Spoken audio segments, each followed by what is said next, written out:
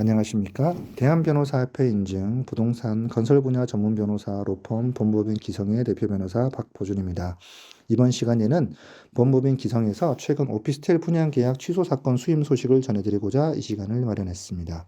정확하게도 계약 해제가 정확한 표현이겠지만 편의상 취소라고 표현했습니다. 이 내용과 비슷한 유형의 관련 피해가 있으신 분께서는 참고하셔서 도움되길 희망합니다.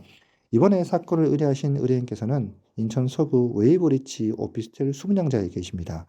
7개월 이상 입주가 지연되어 저희에게 계약 해제 사건을 의뢰해 주셨습니다.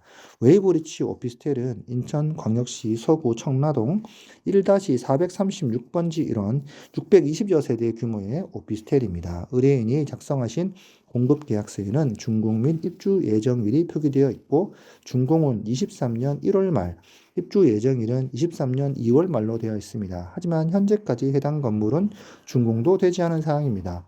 보통의 분양 계약서에는 3개월 이상 입주 지연 시 계약 해제가 가능한 조항이 있는 경우가 일반적이고 입주가 지연될 경우 수분양자가 약정 해제권에 생겨 계약을 해제할 수 있습니다. 역시 해당 계약서에도 입주 지연에 대한 조항이 표기되어 있습니다.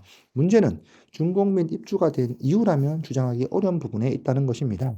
오피스텔 및 아파트 상가 분양 시 입주 지연이 발생할 경우 수분양들께서는 계약을 해지하거나 입주 지체 보상금을 청구할 수 있습니다. 하지만 계약 해제 시 공급자는 분양 대금 및 손해배상금으로 총 분양가의 10%를 위약금으로 하여 수분양자에게 배상해야 하기 때문에 지체 보상금 청구보다는 계약 해제가 소송 시적이 크다고 볼 수 있습니다. 또한 입주 지연에 따른 계약 해제 시 짚어야 할 몇 가지 부분이 있습니다.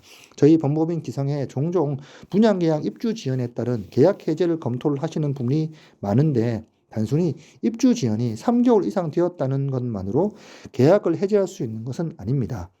시행사 및 공급자가 입주 지연에 대한 사정 통보를 했고 수분양자가 입주 지연에 대한 동의나 계약서를 수정한 경우에는 계약 해제를 주장하기 어려운 부분도 있어 이 부분에 대해서는 사례별 검토가 반드시 필요한 부분이라고 할 수 있습니다. 작년 말 금리 인상과 건축비 인상 등의 문제로 올해 초부터 입주 지연이 엄청 많이 발생하고 있습니다. 부동산 계약에서 대금과 입주일은 특히 계약의 중요한 사항임에도 입주 지연에 대한 피해가 명백함에도 불구하고 수분양자의 피해는 직접 해결하는 구조입니다.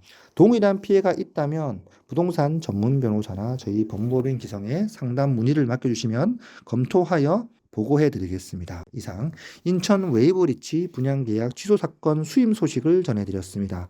저희 법무법인 기성은 전국에서 가장 신속하고 합리적으로 사건을 진행하고 있다고 자부합니다. 서울 서초구에 사무실을 두고 있지만 상가, 오피스텔, 생활용 숙박시설 등 분양 소송 관련하여 전국 수십 곳 현장에 사건을 진행하고 있으니 믿고 맡겨주셔도 좋을 것 같습니다. 상담 문의 주실 때 계약서 및 확보하고 계신 증거 자료를 제공해 주시면 보다 정확하고 신속하게 진단하여 도와드리겠습니다. 오늘은 이상입니다.